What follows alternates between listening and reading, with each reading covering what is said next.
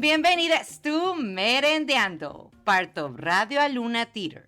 For today's episode, our special guest host is a Nehiyua and Puerto Rican actor, writer, curator, storyteller, and emerging producer from Musqueam, Alberta, located on Treaty 6 territory and is a member of the Samson Cree Nation. Teresa Cutknife! Yay! Hi, thank you for having me. We're so excited to have you here with us today. And can you please help us introduce our special guest for today's episode? Of course. We are going to be talking to Claren Grosz today.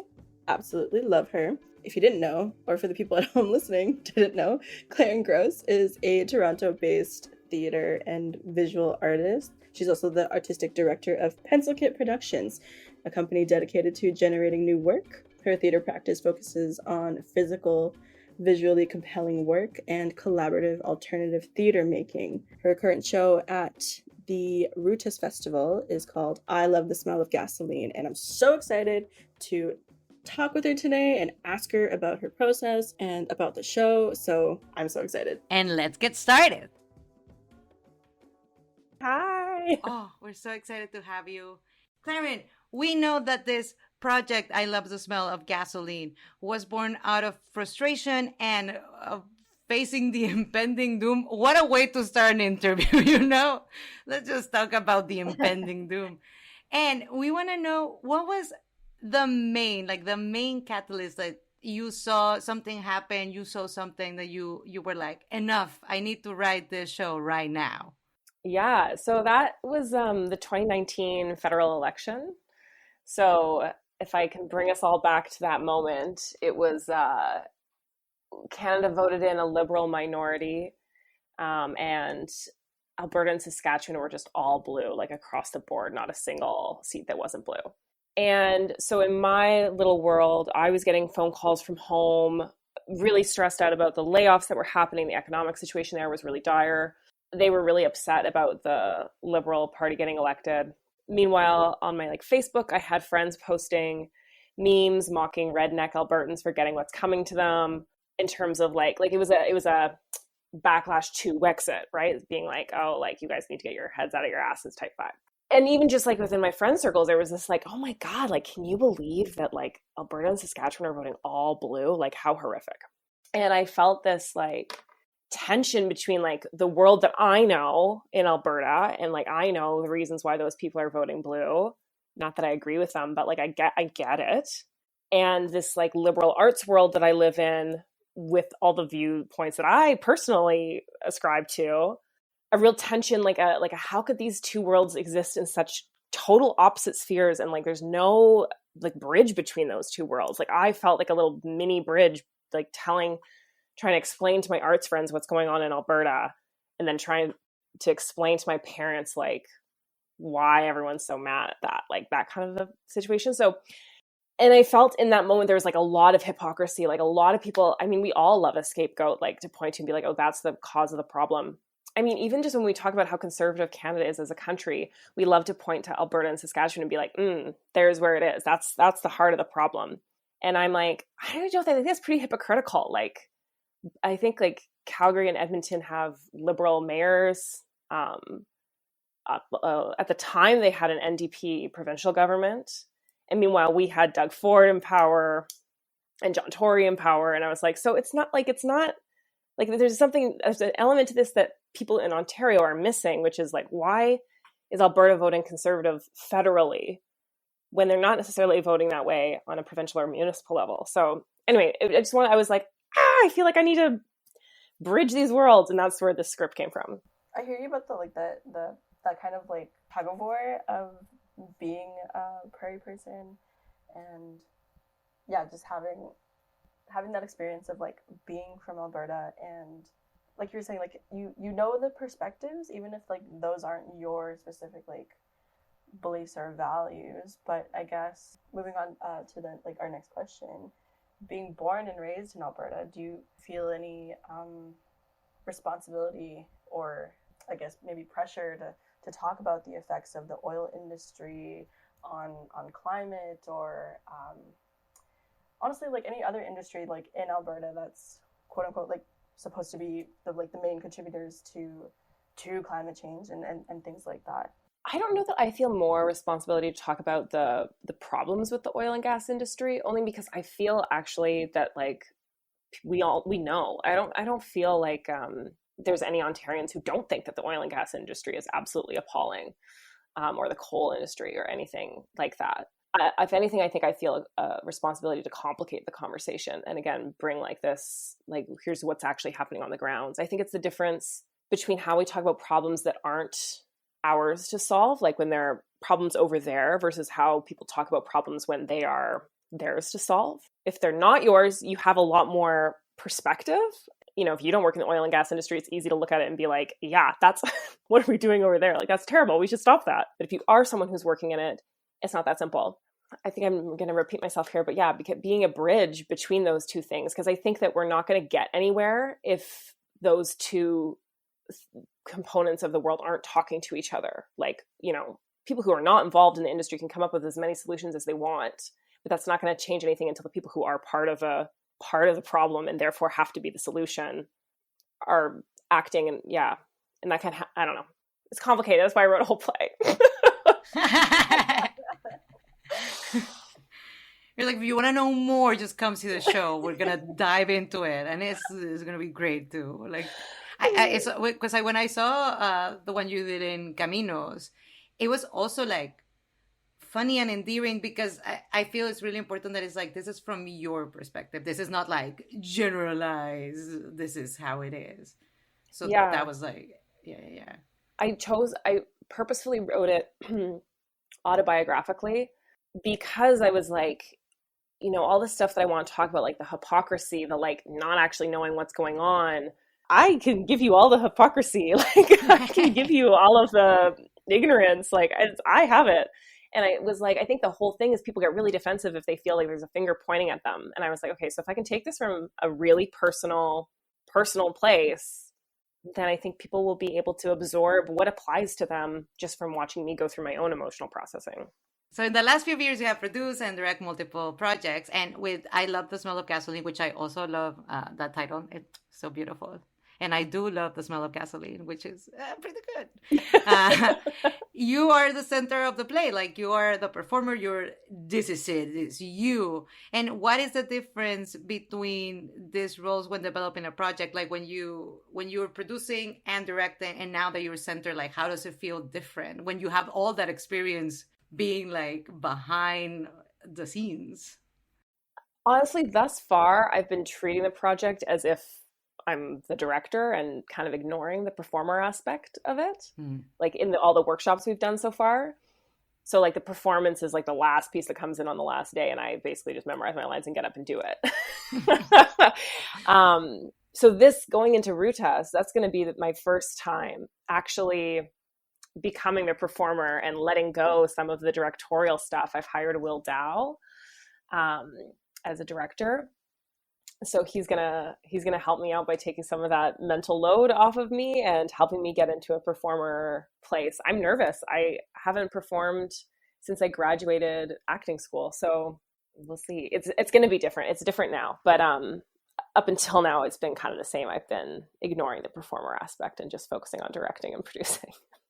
It's a lot of hats to be wearing because I also wrote it, right? So it's a lot. It definitely takes lots of collaborators to make it all happen. I feel like there's a saying where it's like writers hate to write and actors hate to act. So I feel like it's all the same around where it's like directors hate to direct. So Wow, that's a great quote. I know I often am like, wow, I hate writing. As I'm writing a play, I'm like, this sucks. I'm performing. You know what though? I love directing. I always love directing. This is one of the reasons I was like, oh, maybe I should be a director if this is what actually is bringing me just like pure joy. But writing and acting are both really stressful and vulnerable. They're much more vulnerable. I think that's it. A curiosity that I have, that we have, I think, is that I Love the Smell of Gasoline. This project uses overhead projectors, and it's something that you've utilized in your past projects like Shadow Girls. Can you tell us why you chose to tell this story through that mix of narration and imagery and just is there a certain like lineage of using like overhead projectors, or is that something you're just like, I want to try this is cool, why not? And it just became like a staple. Yeah, actually, so I can trace this back to Kesha Palm, who we were collaborating on Shadow Girls. But the reason we started collaborating on Shadow Girls is because they were like, oh, I got this overhead projector, kind of neat. Like, do you want to come over and we'll just like see what we can do with an overhead projector? We were like, oh, this is really fun. This is really neat. Maybe we should like write a whole play just so we can use these overhead projectors. And that is how Shadow Girls came into existence. And then doing that with Shadow Girls, now I own 1 million overhead projectors and I love them. They're so fun to work with. And I'm generally a person in theater. I really like design-centric theater. And so that's a really like easy way to do a design-centric show. It's really analog. You can do such big designs with such little know-how. Like, I don't know how to run a digital projector, but I definitely know how to put a bunch of junk on an overhead projector and it'll look neat. So that's one of the things. I just love it as a medium. Really easy to do design heavy stuff. The other thing for this project specifically is I felt like thematically it fit. Like, overhead projectors are reducing a lighting grid to 3 simple machines. It is reusing a bunch of junk and garbage a lot of the time. You buy new materials too, but it's a lot of reusing found objects to create the projections. And it's repurposing these like antiquated pieces of technology. So there was like kind of like a reduce, reuse, recycle vibe to that I thought was applicable for this kind of show. That's so cool.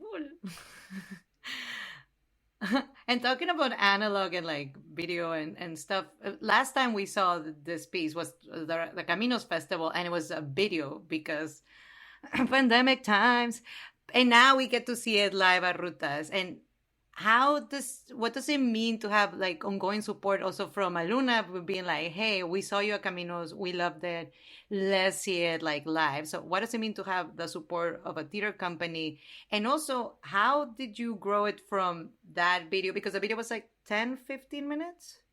The production, as far as it goes, like having support of Aluna, I would say something like that is really vital to a project coming to fruition. And I really respect and love Aluna as a company, and I've collaborated with them before. I did Chicho with their support. You can do a bunch on your own end, like getting grants, etc. But there's nothing like having a theater company that knows what they're doing to be in your court.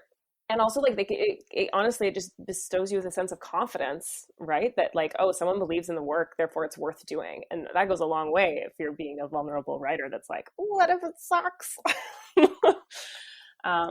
So that's what I would say. I think by the time, like when Caminos was happening, the full script was actually already basically written. And so I like pieced together something that was 10 minutes long for the Caminos Festival. And then the purpose of that workshop, like what we were workshopping, was these images, like how are the images going to be integrated? And how did that inform things? I would say, yeah, we generated a lot of the images in that workshop. We had a second workshop in December after the Caminos Festival, and that also generated a lot of the images. There's still, I would say, maybe like 25% of the play left to generate images for, but most of it is kind of decided now as we go into rehearsals tomorrow.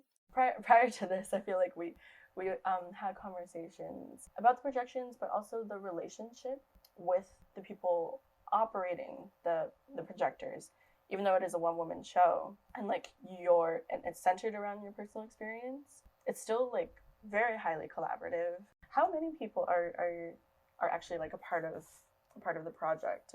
There are 3 projectionists, and then there's also set designer Echo Zhu, and then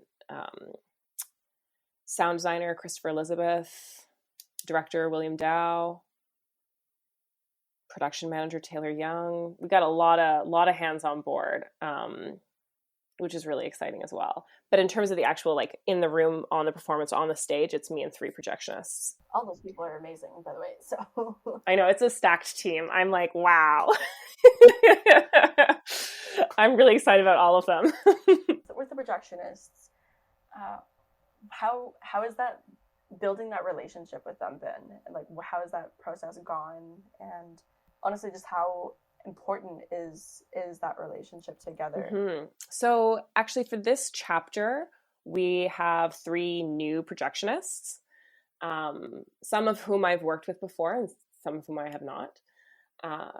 So we're kind of building new relationships, but I can speak to like what the relationship has been on like past, like on Shadow Girls and also in the workshops leading up to this presentation.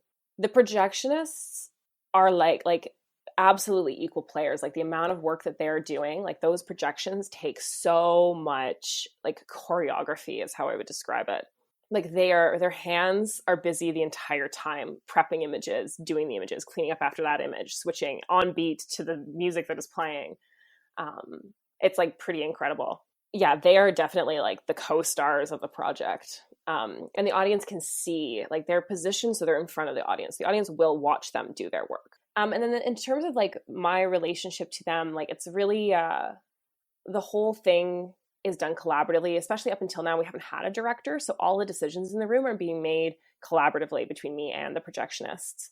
So in that way, it has a definite like collective creation, devised work feel to it. Like we're using my script as this like starting point, and then we're building on top of it together, which is kind of generally how I like to have the rooms that I'm in run. Like I really like when all the artists can show up as their full selves and bring all of their ideas, as opposed to like a room that's really hyper hierarchical or like super delineated, like, oh, this person just does this and this person just does this. Like I tell everyone in the room, like, if you have an idea about the visuals, you shout it out, and if you've got an idea about the sound, you shout it out. Not to say that we don't have people who are experts in their fields, you know, like our sound designer Chris Liz gets the final say on like what the sound's going to be, because that's their field of expertise. But we all get to like contribute ideas to all aspects of the production. And I think that that's a healthy, fun way to work. There's definitely a question still up in the air, and I know Will and I are both thinking of it, is like what, like performatively, what is the relationship between the performer and these 3 projectionists? And so I'm excited to discover that in this rehearsal process as I become more of a performer. Like, what is the relationship? And I think it is going to be one of like, these are a team of people who are there to support me. And there's lots of like little interactions that happen, that they hand me things or they pass me props that I need to use. Like, where do we switch off? Like, where do I use the projector instead of them? Do they do things that are aligned with what I want to have happen as like me, the character, or do they do things that conflict with what I'm trying to do as a performer? Like those kind of questions we're just going to start looking into, which is neat. That's so cool. I remember when I saw Shadow Girls, seeing the projectionist, like it was like watching 2 shows almost. It's like watching the show and then watching the projectionist being like it was a choreography. It's like watching somebody do a whole choreography in front of you, and it was incredible to watch, because I think I watched Shadow Girls 2 or 3 times. And one big fan.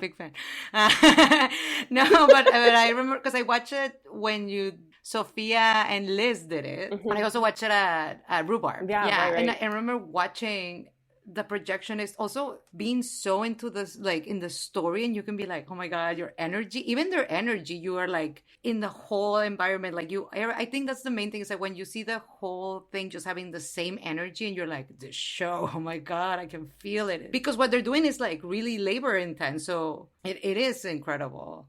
I was on the second installment of that one, the one where Sophia and Liz were performing. I was a projectionist on that production.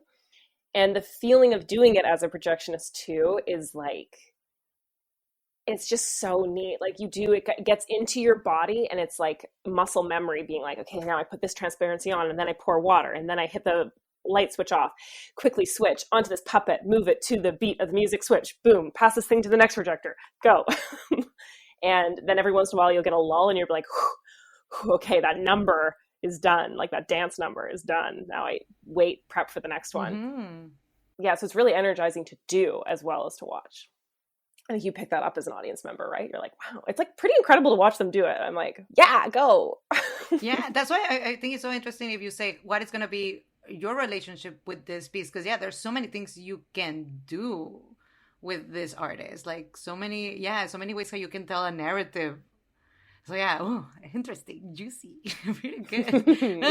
And talking about seeing like your projects grow and grow and go other places, we know because the internet told us, and also Beatriz mentioned in a previous interview about Rutas that collaboration in theater is key. Like right now, if you don't collaborate, what are you doing? Everybody's doing it. Get with the program. But no, This is a hot new thing. yeah, because we all know that the arts and money and stuff like that, collaboration is key for that. And also, just to tell a better story, I feel it's always good to collaborate with many people. And we know that I Love the Smell of Gasoline will be playing next March, next year in the Aki studio as a Pencil Kid production and presented with Nightwood Theater in association with Aluna Theater.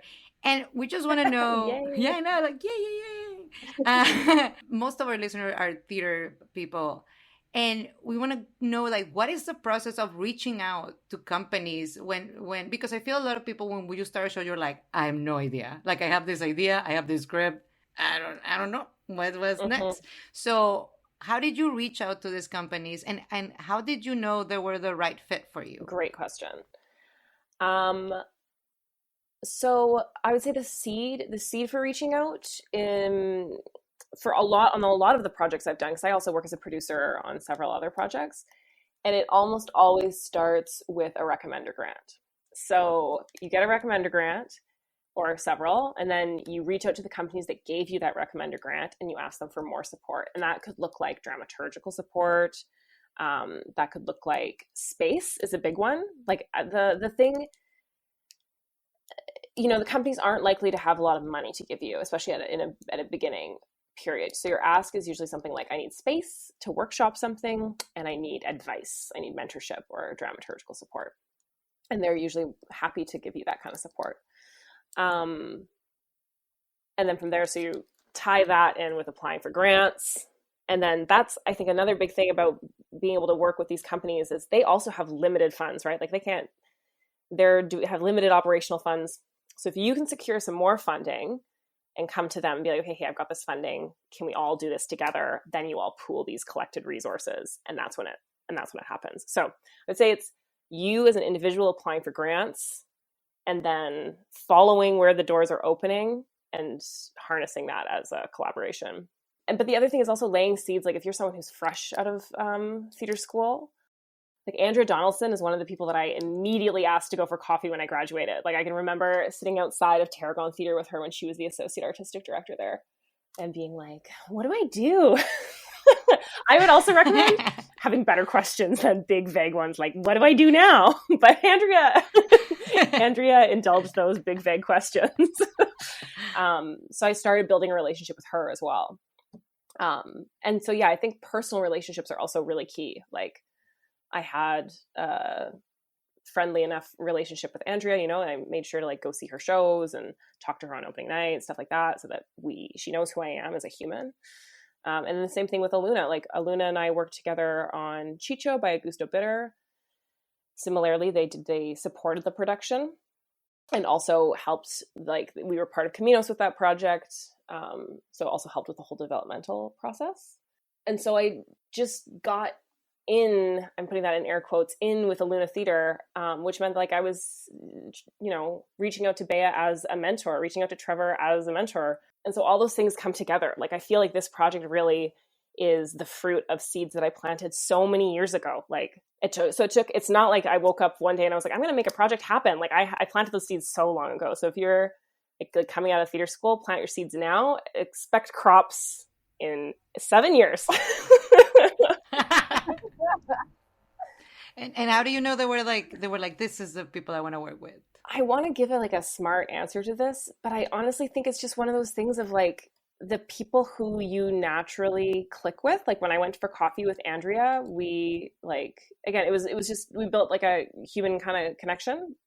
And some people you connect with better than others and you just follow those connections. Like I think a lot of networking, again, in air quotes, is just making like friends. Friends is maybe too strong of a word for your professional connections, but like, yeah, like, I don't know, just be nice to people and whoever you vibe with, same way as any other thing in life, those are the doors you follow. So I didn't like look at all the companies in Toronto and say, who's best for this production. I just went with the people I already had connections with, right? Like I already knew Aluna, I already knew Nightwood. And then actually conveniently, like Nightwood is a feminist theater company. So like I, as a woman, like fit into that pretty well. And then Aluna is really invested in stories that are about land and like trans American stories. So there's something about this like Alberta, Ontario push-pull of land and resources and politics that fit into that. It was also a natural fit that way. But I would say the bigger thing is just that I had connections with these companies already. Speaking of different companies, you have your own company, Complicate Productions. I was just wondering if you could just talk about that. Like, what led you to start your own production company? Yeah, like just hype yourself up a little bit. Well, honestly, so it started because when you apply for the Fringe Festival, you have to give yourself a production company name. And so truly, I was sitting on my couch in my pajamas applying for the Fringe Festival my first year out of university. And I was like, okay, well, what's something around me? I saw Pencil Cut and I was like, Pencil Cut Productions. That sounds snappy. Like, I'll go with that.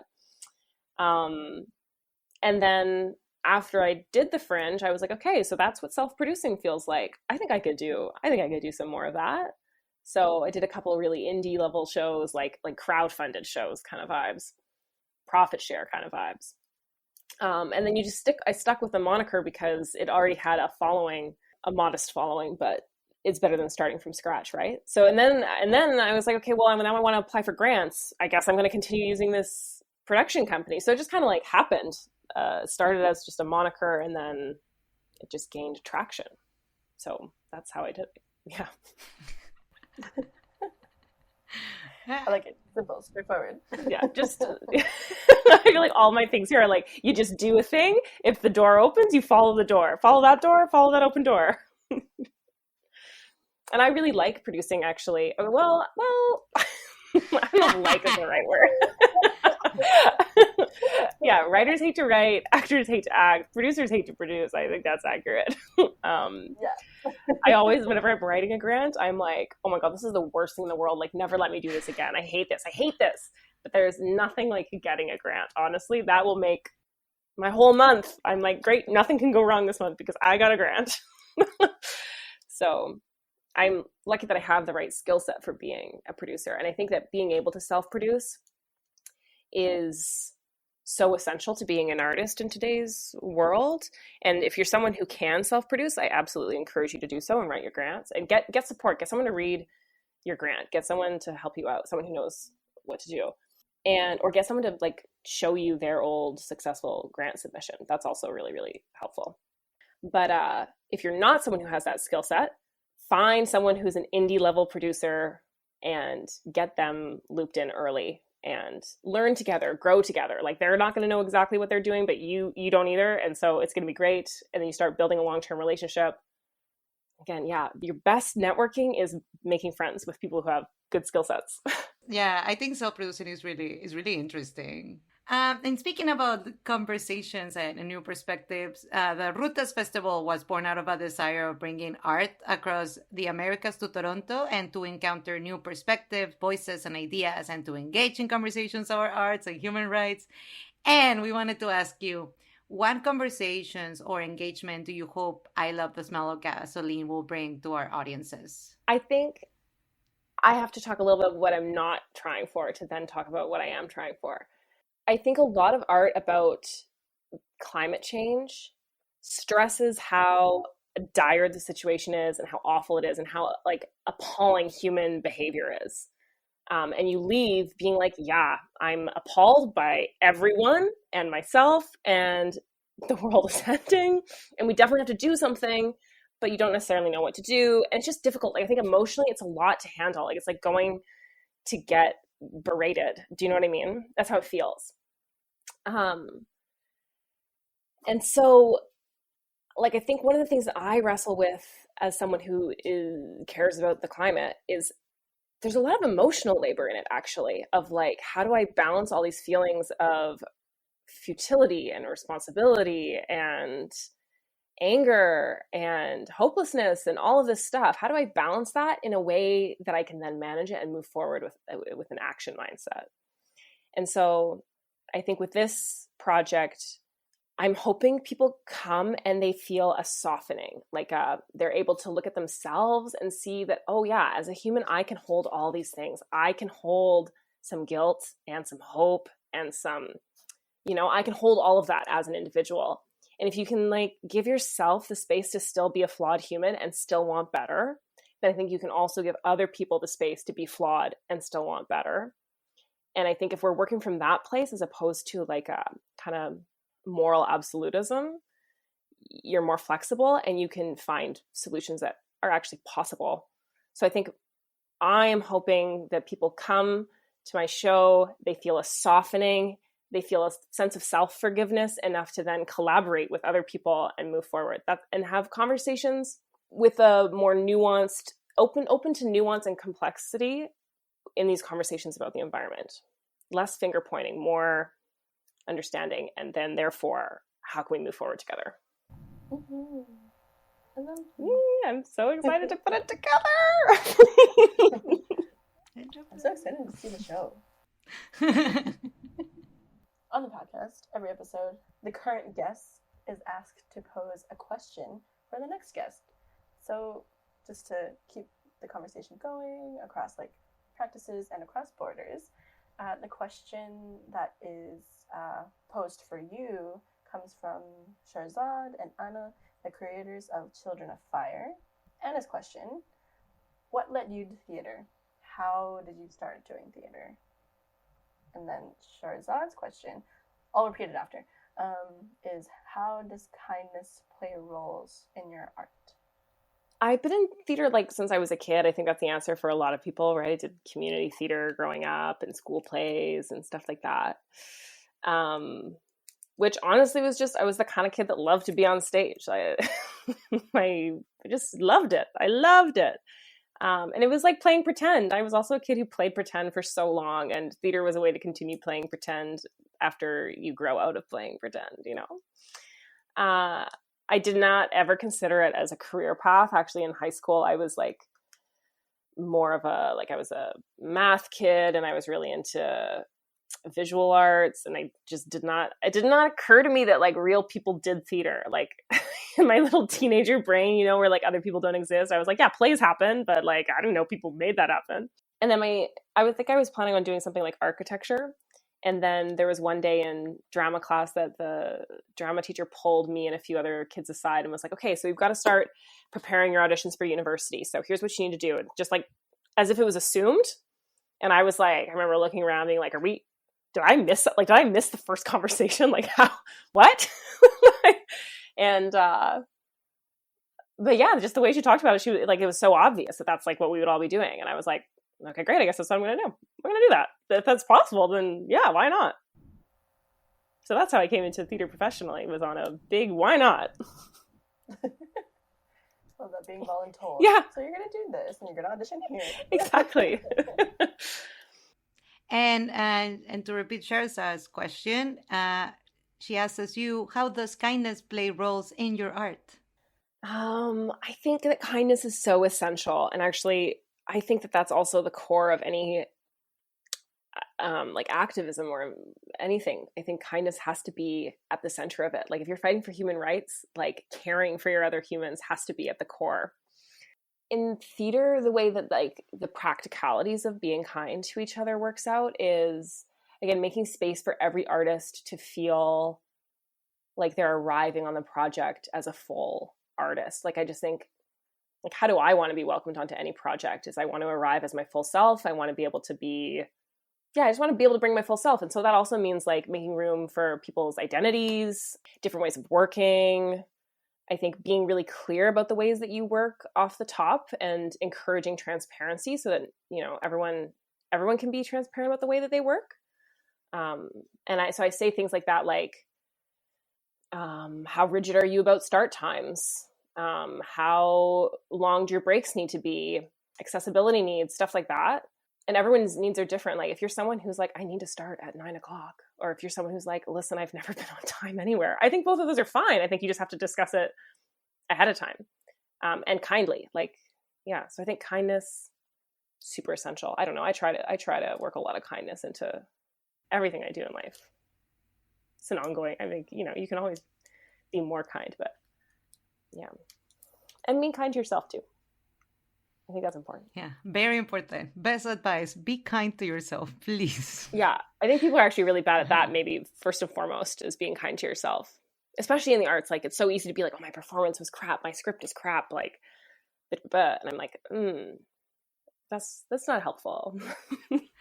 Aw, that's so nice. Thank you for continuing that conversation, and also to keep it going. And as we say goodbye to the podcast, because this is our last questions, we wanted to ask you, what would you like to ask to our next guest, who is another artist in the RUTAS Festival? I would ask them, what do they do outside of theater, something not theater related, that fuels them as a human and as an artist? I love that question. And people are like, can you imagine? Everybody's like, I don't know, I'm just an artist. I don't do anything else. Thank you so much. We will ask this question to the next artist. And if you want to listen to the answer, listen to the next episode. That's it for today. Thank you so much for being with us. Thank you so much, Teresa, for being my guest co-host. And thank you so much, Claren, for being our guest in this episode. And we're so excited to see your show at RUTAS.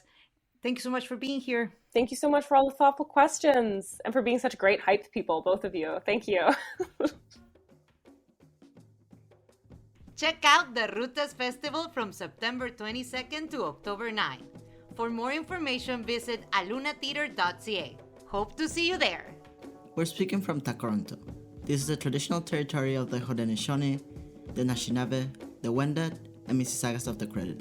This land is covered by the Diju One Spoon Wampum and Treaty 13, also known as the Toronto Purchase. At Aluna, we remember that people can begin to heal when they are hurt. We are committed to artful participation in disagreements. We are committed to unsettling ourselves towards connection, respect, and justice for all people who now live in this city, which has been a meeting place since time immemorial.